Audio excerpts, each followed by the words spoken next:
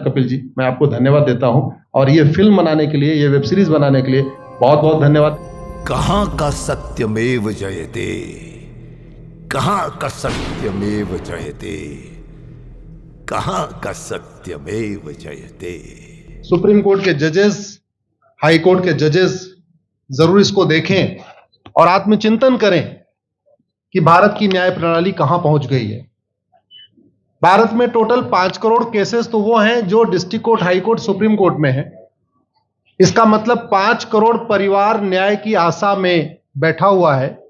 On an average एक परिवार में 6 आदमी रख लीजिए, तो यानी 30 करोड़ लोग न्याय की आस लगाए बैठे हुए हैं।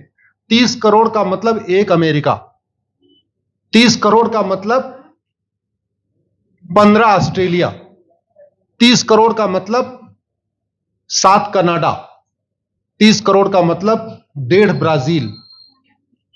इतने लोग भारत में न्याय की आस में बैठे हुए हैं। और ये 5 करोड़ केस तो वो हैं जो district court, high court, supreme court में है।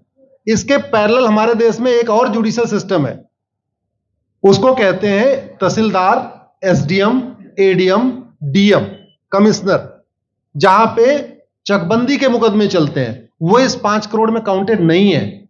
जो तहसीलदार के यहां मुकदमा होता है, एसडीएम के यहां मुकदमा होता है, एडीएम के यहां होता है, डीएम के यहां होता है, चकबंदी अधिकारी जिसको सीओ कहते हैं, डीडीसी कहते हैं, एसओसी कहते हैं, वो इसके पैरेलल में है और 5 करोड़ मुकदमे वहां पे भी चल रहे हैं। इसका मैं लाइव एग्जांपल देना चाहूंगा भारत की ब्लैक जस्टिस सिस्टम का। 1985 में जौनपुर में एक 10 बीघे जमीन का मुकदमा शुरू हुआ था। अभी वो सबसे नीचे पायदान पे है, जिसको कहते हैं चकबंदी अधिकारी। 1985 में मुकदमा शुरू हुआ, 2023 आ गया, लगभग 37 साल बीत चुके। 37 साल में यह नहीं तय हो पाया कि असली विल कौन सी है। 2 लोगों ने क्लेम किया, वो कह रहे हैं मुझे विल मिली है, वो कह रहे हैं मुझे विल मिली है। 37 साल में यह नहीं डिसाइड हो पाया असली विल किसकी है। अगर मान लीजिए आज डिसाइड हो जाए तो सीओ के बाद एसओसी, एसओसी के बाद डीडीसी, डीडीसी के बाद हाई कोर्ट, हाई कोर्ट के बाद सुप्रीम कोर्ट, यानी अभी 35 साल और लगेगा, 70 साल लगेगा।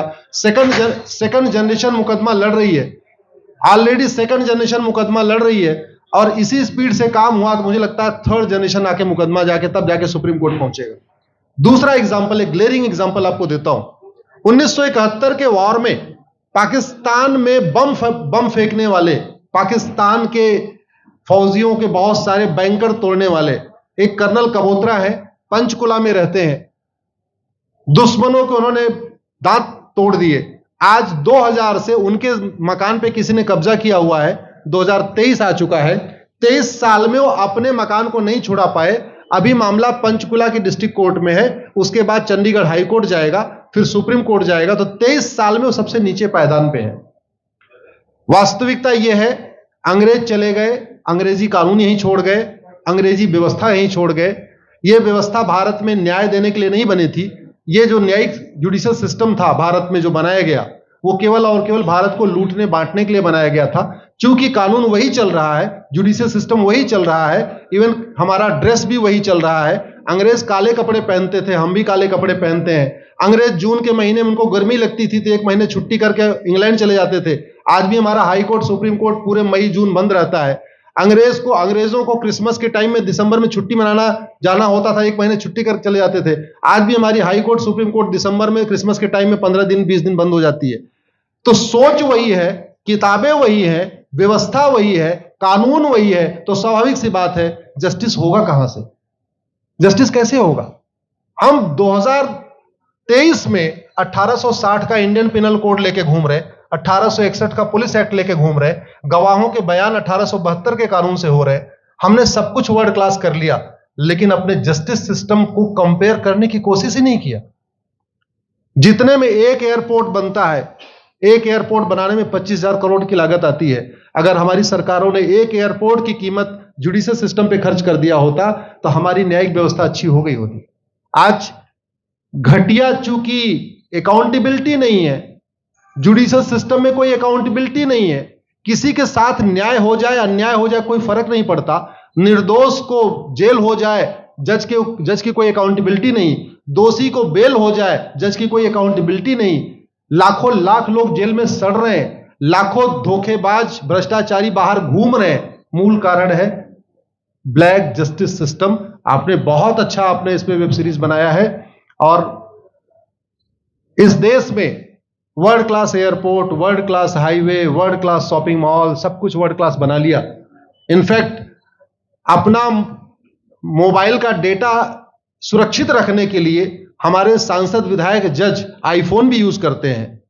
अमेरिका का आईफोन यूज करते हैं हमारा डेटा सुरक्षित हो जाए, लेकिन भारत सुरक्षित हो जाए उसके लिए यह नहीं देखते कि जापान में कौन सा कानून है, अमेरिका में कौन सा कानून है, सिंगापुर में क्या अच्छा चल रहा है। कनाडा में रेंट का मामला एक डेट में खत्म होता है।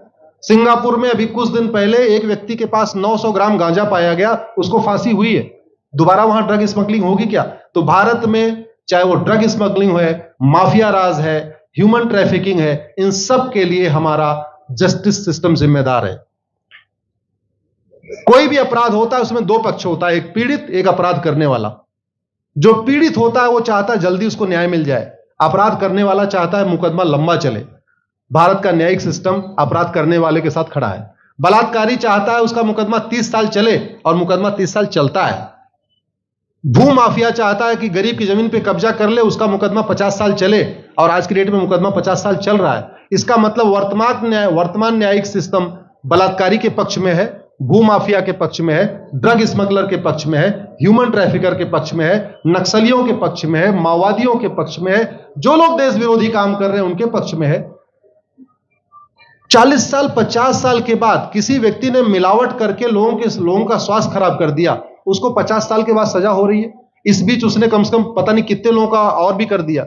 तो ये जो जस्टिस सिस्टम होता है दवा की तरीके काम करता है। जैसे दवा अच्छी होती है बीमारी तुरंत ठीक हो जाती है, अगर दवा घटिया होती है तो बीमारी बढ़ जाती है।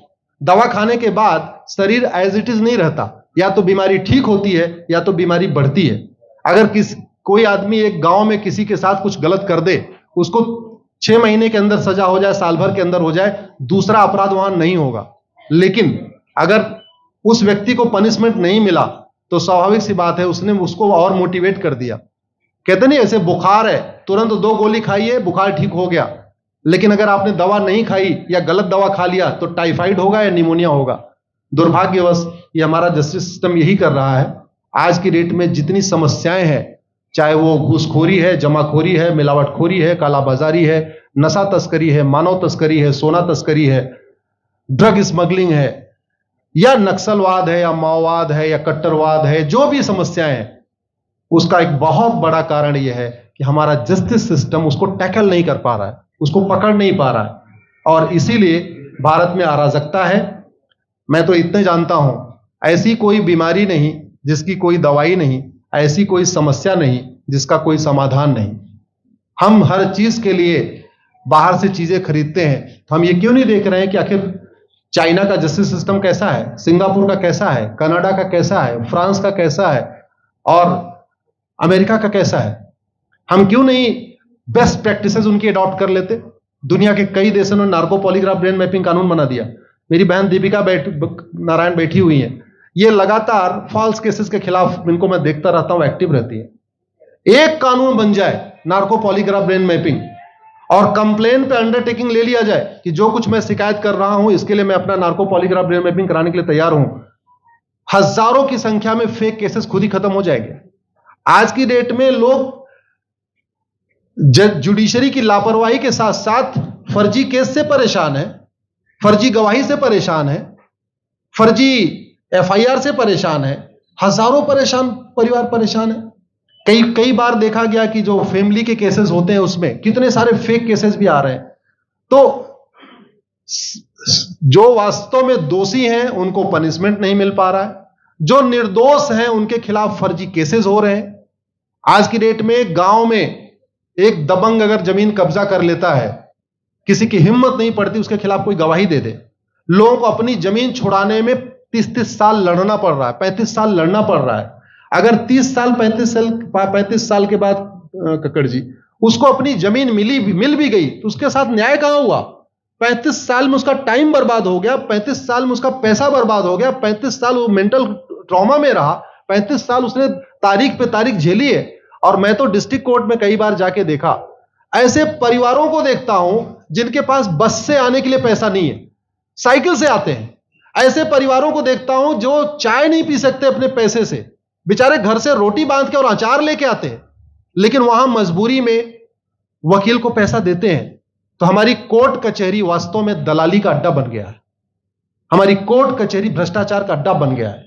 और मैं दुख के साथ कहना चाहूंगा, अदालतों में न्याय हो नहीं रहा है, बल्कि न्याय बिक रहा है। जिनके पास पैसा है, वो उन्होंने कितना बड़ा क्राइम किया हो, मर्डर किया हो, रेप किया हो, उनको जमानत हो रही है। और जिनके पास नहीं है, वो बेचारे जेल में सड़ रहे हैं। कई बार तो देखा गया, मैंने मेरे मर्डर किया एक्स अनंत सिंह ने, लेकिन एक्स अनंत सिंह बाहुबली थे, उन्होंने थानेदार को 20 लाख रुपए दिया, वो वाई अनंत सिंह को लेकर जेल में डाल दिया। नाम वही है। अब उसके बाद क्या हुआ, 20 साल मुकदमा चला और फिर सबूत के अभाव में छूट गया। तो जिसने मर्डर किया वो तो कभी जेल गया ही नहीं। एक निर्दोष जेल गया, 10-20 साल के बाद उसने अपना जमीन बेचा, सब कुछ किया, मां बाप सब कुछ तबाह हो गए, फिर वो सबूत के अभाव में छूट रहा है। तो सबूत के अभाव में अगर 20 साल के बाद छूट भी गया हो, उसका 20 साल कौन लौटाएगा? उसके 20 साल के लिए कौन जिम्मेदार है? उसके 20 साल जो बर्बाद हुआ, उसके लिए संविधान की शपथ लेने वाले जिम्मेदार हैं। संविधान के प्रियम्बल में लिखा है, हम आपको जस्टिस देंगे, हम आपको न्याय देंगे। न्याय देने की जिम्मेदारी किसकी? जिन्होंने शपथ लिया। शपथ कौन लेते हैं? जजेस लेते हैं, सांसद, विधायक, मंत्री लेते हैं। तो आज की डेट में अगर लोगों को न्याय नहीं मिल रहा है, तो इसके लिए वही जिम्मेदार हैं जो संविधान की शपथ लेते हैं। संविधान की शपथ लेने वालों को वेतन, भत्ता, गाड़ी, बंगला इसीलिए मिलता है कि लोगों को न्याय मिल सके, फास्ट जस्टिस मिले, कंप्लीट जस्टिस मिले। अनफॉर्चुनेटली कंप्लीट जस्टिस मिलने में तो 50-60 साल लग जाता है, फास्ट जस्टिस तो सपना हो गया है। इसलिए आज आपने जो ये वेब सीरीज बनाई है, मैं आपको धन्यवाद देता हूं। एक ऐसे विषय पे जिस पे कोई टच नहीं करता, लेकिन जिससे करोड़ों लोग पीड़ित हैं। मैंने कहा ना, 5 करोड़ लोग सीधे district court, high court, supreme court के केसेस से पीड़ित हैं, और 5 करोड़ मुकदमे एसओसी, डीडीसी, तहसीलदार के यहां चल रहा है। तो अगर 5 करोड़ से 30 करोड़ लोग इधर पीड़ित हैं, तो उधर भी पीड़ित है। वास्तव में बहुत बड़ी संख्या भारत में इसी से पीड़ित है। और अपराध, भ्रष्टाचार और जितनी भी अराजकता चल रही है, उसका मूल कारण भी यही है। जस्टिस सिस्टम अच्छा हो जाए, कानून सख्त हो जाए, कानून का खौफ पैदा हो जाए, न्यायपालिका का खौफ पैदा हो जाए, और ये थाने जो दलाली के अड्डे बन गए हैं, तहसील जो दलाली का अड्डा बन गया है, डिस्ट्रिक्ट कोर्ट जो कमीशन खोरी का अड्डा बन गया है, अगर इस पे कंट्रोल हो जाए तो वास्तव में भारत में फिर से राम राज्य आ सकता है। अगर जुडिशियल सिस्टम अच्छा हो जाए, तो जो राम राज्य की कल्पना है, धर्म की जय हो, अधर्म का नाश हो, प्राणियों में सद्भावना हो, विश्व का कल्याण हो, मुझे लगता है उसको फिर से जीवित किया सकता है। आपने मुझे बुलाया कपिल जी, मैं आपको धन्यवाद देता हूं। और ये फिल्म बनाने के लिए, ये वेब सीरीज बनाने के लिए बहुत बहुत धन्यवाद देता रहता हूं। दीपिका जी लड़ती रहती हैं, इनको देखता रहता हूं। बहन नेहा जी आई हैं, ये अपने गानों से मुझे लगता है बहुत अच्छा आप लिखती हैं। और इसी तरीके से कड़वा सच आप लिखते रहिए, कड़वा सच गाते रहिए। लोग आज की डेट में, यंग जनरेशन कड़वा सच सुनना चाहती है। मीठे झूठ ने इस देश में शुगर, डायबिटीज पैदा कर दिया। भारत केवल लोग डायबिटीज से नहीं पीड़ित हैं, बल्कि हमारी व्यवस्था को डायबिटीज हो चुका है। और उस डायबिटीज को दूर करने के लिए नेहा राठौर जैसी बहनें जो सही बात कह रही हैं, दीपिका जी सही बात कह रही हैं, आप लोग जो है बहुत अच्छा काम कर रहे हैं। और आपने, कक्कड़ साहब, आपने बनाया वेब सीरीज, आपको विशेष आभार, धन्यवाद देता हूं। यही निवेदन करता हूं, इस वेब सीरीज को ज्यादा से ज्यादा देखें। और खास तौर पे अगर आपके जानने वाले कोई जज हैं, कोई आईएएस हैं, कोई आईपीएस हैं, मंत्री, सांसद, विधायक हैं, उनको भी एक बार फोन करके, व्हाट्सएप करके एक बार कहिए कि वो भी इसको